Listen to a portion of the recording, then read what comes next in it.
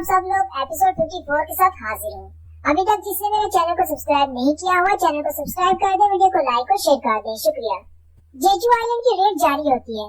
Tunnel के अंदर उनका सामना बड़ी बड़ी एड्स के साथ होता है। चोई जोंग कहती है, रास्ते में हमने जितनी भी एड्स को मारा है, इस जैसी एड्स हमने पहले नहीं देखी। जबकि रीपर गिल्ड के मास्टर लिम तायन से कहती है, मुझे लगता है शायद ये क्वीन के रॉयल गार्ड्स होंगे, लेकिन ये रॉयल गार्ड है, फिर भी ये बहुत ज्यादा कमजोर है। जरा इनकी आंखों की तरफ तो देखो, अंधेरे में इस तरह की आंखें बहुत ज्यादा काम आती हैं। मुझे लगता है ये सिर्फ टनल को गार्ड करने के लिए है, ये रॉयल गार्ड्स नहीं है। लिम तायन से कहती है, अगर ये रॉयल गार्ड्स नहीं है तो फिर तो इनको मारना हमारे लिए कोई मुश्किल नहीं। ब्यांगू यूनू से कहता है, क्या तुम्हें वाकई में लगता है कि क्वीन यहीं पर होगी? क्योंकि हिस्ट्री में बहुत सारे ऐसे केसेस हैं जहाँ पर किंग या क्वीन अपने लोगों को छोड़कर भाग जाती है जब भी मुश्किल आती है। यूनू से कहता है, ये सारी तो बेवकूफ चोटियां हैं, इनको क्या पता कि कैसे भागना है, और वैसे भी एक आइलैंड है, वो भागकर कहाँ जाएंगे? जबकि उनका कैमरामैन सोच रहा होता है, यहाँ पर तो बहुत ज्यादा अंधेरा है, क्या मेरा कैमरा सब कुछ रिकॉर्ड करेगा या नहीं? क्या पता एसोसिएशन वालों ने मुझे कुछ अच्छा कैमरा दिया हो। फिर वो आगे चलना शुरू करते हैं। जैसे वो थोड़ा सा आगे जाते हैं, वो टनल आगे जाकर एक बड़ा सा रूम बन जाती है जहाँ पर चींटियों के अंडे रखे होते हैं। चोई जोंग अपने फायर मैजिक से लाइट जलाते हैं और कहते हैं, यहाँ पर तो बेशुमार अंडे पड़े हुए हैं। वो कहते हैं, अगर अंडे यहाँ पर हैं, तो इसका मतलब क्वीन भी यही आसपास होगी। चोई जोंग कहते हैं, मुझे लगता है कि वो चींटियां जिनका सामना हमने पहले किया, वो इन अंडों के रखवाले थे। मैं अभी इन सारे अंडों को जला देता हूँ। चाइन चोई जोंग से कहती है, जरा एक मिनट रुको, वहाँ सामने देखो एक बड़ा सा अंडा पड़ा हुआ है और वो फूट चुका है। ब्यांगू उसकी तरफ देखकर घबरा जाता है और कहता है, ये किसी चींटी का अंडा नहीं हो सकता, चींटियों के अंडे तो छोटे हैं, या तो ये कोई रॉयल गार्ड है या फिर किसी और किस्म का कोई मॉन्स्टर है। यूनून से कहते हैं, हमें सिर्फ क्वीन को मारना है, बाकी सब चीजों को छोड़ दो। उसी वक्त टनल के बाहर का सीन दिखाते हैं। शिमिजू केंजो को देखकर कहती है, केंजो तुम वापस आ गए और अपने साथ तोहफा भी लेकर आए हो। केंजो ने अपने हाथ में चींटियों के टुकड़े पकड़ रखे होते हैं और वो काफी ज्यादा सहमी होता है। केंजो शिमिजू से कहता है, मुझे लगता है कि इनका कोई प्लान था, ये चारों तरफ से मुझ पर अटैक कर रहे थे। मैंने तकरीबन 30 चींटियों को तो मार ही डाला होगा, लेकिन उन्हें मुझे जख्मी कर दिया। मेरा कंधा और मेरी हिप जख्मी हो चुकी है, मुझे जल्दी से हील कर दो। शिमिजू से कहती है, मैं तुम्हें हील करूंगी, लेकिन मेरी एक कंडीशन है। केंजो से कहता है, शिमिजू अपनी बकवास बंद करो, जल्दी से मुझे हील करो। शिमिजू से कहती है, लेकिन मुझे तुमसे कुछ चाहिए, मुझे पैसे नहीं चाहिए, मुझे तुमसे कुछ और चाहिए। केंजो से कहता है, तुम्हारे पास मेरे से भी ज्यादा पैसा है, तुम्हें क्या चाहिए मुझसे? तुम अपने पैसे से क्यों नहीं खरीद लेती? केंजो पीछे की तरफ देखता है तो और भी चींटियां आ रही होती हैं। केंजो शिमिजू से कहता है, चलो अब जल्दी करो, मुझे जल्दी से हील कर दो, चींटियां यहाँ पर आ रही हैं। केंजो जैसे पीछे की तरफ देखता है उसे कहता है, अच्छा जल्दी से बताओ तुम्हें क्या चाहिए। उसी वक्त शिमिजू के पास से ब्लड निकलता है और केंजो और साथ में दूसरा हंटर दोनों जो देखकर हैरान हो जाते हैं, क्योंकि शिमिजू मर चुकी होती है और उन दोनों को कुछ भी नजर नहीं आता।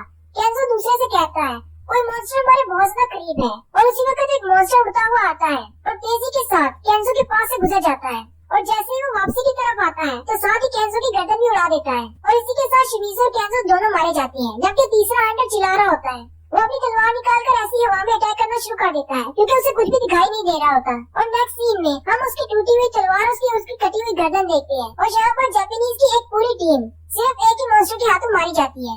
जबकि टनल के अंदर हमारी कोरियन हंटर्स की टीम का सामना रॉयल गार्ड से होता है। माधुक अपनी शील्ड के साथ एक बॉडीगार्ड को रोककर खड़ी होती है। माधुम को उसके सामने काफी ज्यादा मुश्किल हो रही होती है। माधुम कहती है, तो ये क्वीन के पर्सनल बॉडीगार्ड्स हैं, इनमें से हर एक एंड एस रैंक के बराबर है, लेकिन ये मॉन्स्टर्स है तो मॉन्स्टर्स ही, इनके पास दिमाग नहीं होता। ये दूसरे हंटर्स की तरह फाइटिंग स्किल्स और टैक्टिक्स को इस्तेमाल नहीं कर सकते। मास्टर माधव उसे पीछे की तरफ धकेलते हैं और साथ ही चाइन से कहते हैं, अभी अटैक करो। चाइन ऊपर की तरफ से जंप करते हुए उस चींटी के सर में अपनी तलवार धंसा देती है, और उस तलवार के ऊपर बैठकर उस तलवार पर अपना वजन डालते हुए चींटी को नीचे तक काट देती है। चाइन जैसे नीचे उतरती है, उसी वक्त एक और रॉयल गार्ड आ जाता है। चाइन उस पर भी अपनी तलवार से अटैक करती है और अपनी तलवार से उसको काट देती है। चाइन कहती है, ये एंड्स तो काफी ज्यादा स्ट्रॉन्ग है, जितना हमने सोचा था उससे ज्यादा।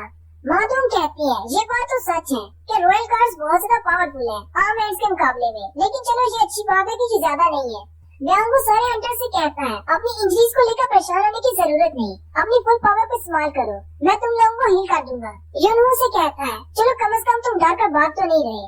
ब्यांगू यूनू से कहता है, और तुम भी पागलों की तरह इन चींटियों पर अटैक नहीं कर रहे, ये भी अच्छी बात है। उसी वक्त ब्यांगू एक मरी हुई चींटी के सर को फोड़ देता है और कहता है, तुम लोगों को नहीं पता, ये चींटियां अपने कटे हुए सर के साथ भी काफी देर तक जिंदा रह सकती हैं। इनको मुकम्मल तौर पर खत्म करो, नहीं तो मुझे काम करना पड़ेगा। वो लोग वहाँ पर मेरी सारी चींटियों को मार देते हैं और कहते हैं, हम लोग अभी तक क्वीन तक नहीं पहुँचे, लेकिन रॉयल गार्ड से हमारा सामना हो चुका है। लास्ट टाइम तो यही रॉयल गार्ड से, लेकिन लास्ट टाइम ये क्वीन के पास थे। हो सकता है शायद सेकंड जनरेशन वालों ने इनको रिप्लेस कर दिया हो और क्वीन के नए रॉयल गार्ड्स अभी भी जिंदा हो। ब्यांगून से कहता है अगर ऐसी बात है तो मैं तुम्हें एक बफ देता हूँ जिससे तुम्हारी स्ट्रेंथ बढ़ जाएगी। वो अपनी मैजिकल पावर्स का इस्तेमाल करते हुए उन सब की पावर्स को डबल कर देता है। वहीं पर उनके सामने चिड़ियों की एक पूरी आर्मी होती है। वो सारे फैसला करते हैं चलो हम सब लोग सिर्फ 10-10 चिड़ियों से निपटते हैं। ब्यांगून से कहता है मेरा फाइटिंग स्टाइल इतना अच्छा नहीं है तो मेरे लिए भी 1-2 छोड़ देना। यूनो ब्यांगो से कहता है तुम्हें क्या लगता है मैं एक हीलर को फाइट करने दूंगा? तुम हमें हील कर रहे हो और हमें बफ्स दे रहे हो, इतना ही काफी है। फाइट हम पर छोड़ दो, तुम पीछे रहकर एंजॉय करो। टनल के बाहर का सीन दिखाते हैं। जापानीज की एक और टीम केंजो और शिमिजो की टीम को चेक करने के लिए जाती है क्योंकि उनसे उनका राब्ता नहीं हो रहा होता। थोड़ी देर के बाद वो लोग उस जगह पर पहुंच जाते हैं लेकिन वहाँ पर कुछ भी नहीं होता, उनकी डेड बॉडीज भी नहीं होती। वो लोग कहते हैं यहाँ पर तो बहुत सारी चूंटियां मरी पड़ी हैं, यानी यहाँ पर कोई फाइट हुई है, लेकिन यहाँ पर वो लोग क्यों नहीं है? आखिर वो कहाँ चले गए? उसी वक्त उन्हें वहाँ पर ब्लड में लिपटा हुआ एक हंटर का चश्मा नजर आता है।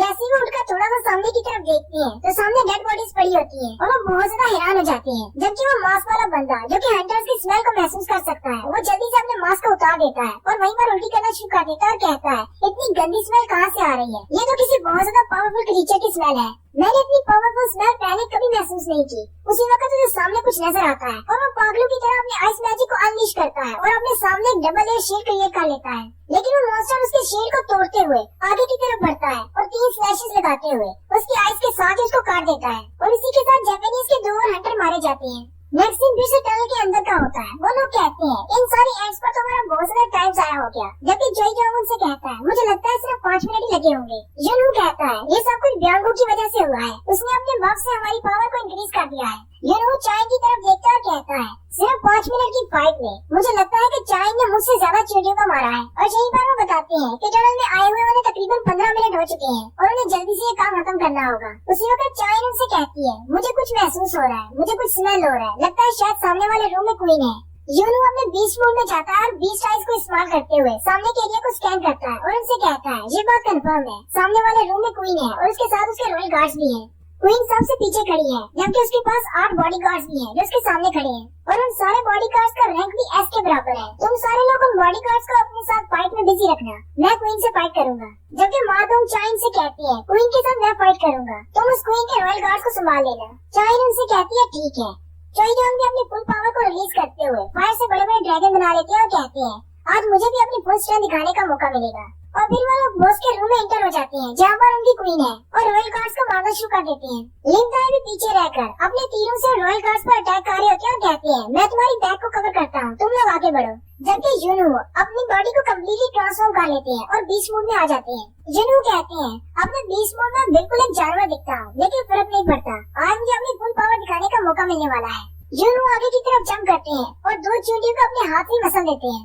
माधुम चाइन से कहती है मैं तुम पर भरोसा कर रहा हूँ, जल्दी से इन गार्ड्स को रास्ते से हटाओ। चाइन अपनी तलवार को इस्तेमाल करते हुए अपनी फुल पावर को रिलीज करते हुए काउंटिंग स्केल को रिलीज करती है लेकिन वो गार्ड सामने लाइन में इकट्ठे हो जाते हैं। माधुम कहते हैं ये हमें क्वीन तक नहीं पहुँचने देंगे, ये तो सामने लाइन बनाकर खड़े हो गए हैं। माधुम अपनी शील्ड लेकर क्वीन के सामने चले जाते हैं और कहते हैं तुम लोग जल्दी से गार्ड से निपटो, मैं इस क्वीन को रोक कर रखता हूँ। कैमरामैन जो कि पीछे खड़ा ये सब कुछ रिकॉर्ड कर रहा होता है, उसी वक्त से कान में कॉल आती है कि हमारे पास 80% व्यूअरशिप आ चुकी है, जल्दी से थोड़ा सा और आगे हो जाओ ताकि हमें बेहतर व्यू मिल सके। वो जैसे ही थोड़ा सा आगे होने लगता है ब्यांगो से पकड़ लेता है, कहता है तुम कहाँ पर जा रहे हो? सिर्फ अपनी रेटिंग बढ़ाने के लिए, तुम अपनी जान को जोखिम में नहीं डाल सकते। यहाँ पर इस वक्त एक एस रैंक का बॉस है, अगर यहाँ पर तुम मर जाते हो तो जो लोग इस वीडियो को देख रहे हैं वो तुम्हें बचाने के लिए नहीं आने वाले। अगर तुम्हें मेरी बात ही समझ आ गई है तो यही मेरे पीछे रहो।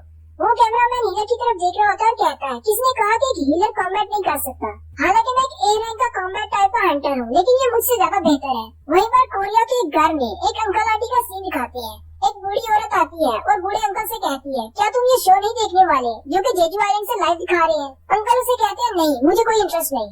आंटी उसे कहती है टीवी वालों ने कहा है कि इस बार हम लोग उन चिड़ियों को जरूर हरा देंगे। अंकल उसे कहते हैं वो हर बार ऐसे ही कहते हैं, पिछले 3 बार भी ऐसे ही कहा था। आंटी उस अंकल से कहती है तुम्हें पता है कि वो हमारे बेटे का बदला लेने के लिए ऐसा कर रहे हैं? शायद तो इनका बेटा कोई हंटर था जो रेड में मारा गया, यहाँ पे जेजू आइलैंड पर रहता था जो मारा गया। वो अंकल फिर से कहते हैं मुझे कोई इंटरेस्ट नहीं। आंटी वापस आकर टीवी के सामने बैठ जाती है। उस वक्त टीवी पर माधुम को दिखाया जा रहा होता है जो कि क्वीन को रोक कर खड़ी होती है और साथ साथ उसकी कमेंट्री भी की जा रही होती है तो वहाँ पर क्या हो रहा है। आंटी बाहर से आने वाले शोर को सुनकर कहती है, सारे लोग यही न्यूज देख रहे हैं। इस न्यूज को देखकर तो लोगों का जोश बढ़ता जा रहा है। सिर्फ वो आंटी नहीं बल्कि पूरे कोरिया में हर जगह पर ये लोग यही न्यूज देख रहे होते हैं। बच्चे बूढ़े सभी लोग यही न्यूज देख रहे होते हैं और कहते हैं सिर्फ 4 गार्ड्स रह गए हैं, बहुत जल्दी हम क्वीन को मार डालेंगे, फिर ये सारा आइलैंड क्लियर हो जाएगा। थोड़ी देर के बाद आंटी पीछे की तरफ देखती है तो बूढ़े अंकल दरवाजे से छुपकर देख रहे होते हैं। आंटी उसे कहती है, हमारे हंटर्स ने 4 बॉडीगार्ड्स को हरा दिया है, अब बस कुछ ही बचे हैं। अंकल रोते हुए अंदर आ जाते हैं और कहते हैं, इनको उन सारी चींटियों को खत्म करना होगा और हमारे बेटे का बदला लेना होगा। न्यूज रूम का भी सीन दिखाते हैं जहाँ पर बंदा डायरेक्टर से कह रहा होता है, हमारे पास 85% से भी ज्यादा व्यूअरशिप आ चुकी है, हमने न्यूज का रिकॉर्ड तोड़ दिया है, इस बार तो हमें अवार्ड मिलने वाला है। अपनी इस एस रैंक की रेड को कंप्लीट करने के बाद हम लोग भी रशिया, चाइना और फ्रांस की तरह नेशनल लेवल के हंटर्स बन जाएंगे और कोरिया के पास भी ये खिताब आ जाएगा कि कोरिया ने भी एक एस रैंक के डंजन को क्लियर किया है।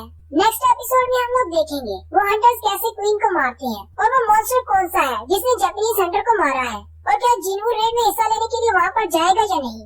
एपिसोड 54 का यहीं पर एंड होता है। एक्सप्लेनेशन अच्छी लगी हो तो कमेंट करके जरूर बताएं। चैनल को सब्सक्राइब कर दें, वीडियो को लाइक और शेयर कर दें। शुक्रिया।